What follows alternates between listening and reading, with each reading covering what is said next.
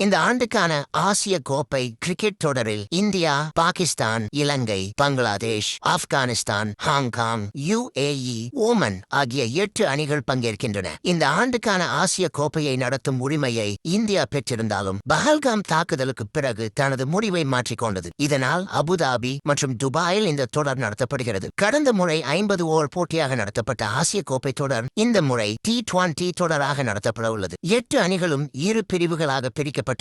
Group ஏவில் India, Pakistan, UAE, Oman ஆகிய நாடுகள் இடம்பெற்றுள்ளன. அதேபோல குரூப் பியில் இலங்கை, வங்கதேசம், ஆப்கானிஸ்தான், ஹாங்காங் அணிகள் உள்ளன. செப்டம்பர் 9ஆம் தேதியில் தொடங்குகிறது. முதல் போட்டியில் ஆப்கானிஸ்தான், ஹாங்காங் அணிகள் மோதுகின்றன. இறுதிப் போட்டி செப்டம்பர் 28ஆம் தேதி நடக்கிறது. இந்தியா தனது முதல் போட்டியை செப்டம்பர் 10ஆம் தேதி UAE-ஐ எதிர்த்து விளையாட இருக்கிறது. செப்டம்பர் 14இல் இந்தியா, பாகிஸ்தான் அணிகள் மோதுகின்றன. இந்தியா தனது கடைசி குரூப் ஸ்டேஜ் போட்டியில் ஓமனை எதிர்த்து விளையாட இருக்கிறது.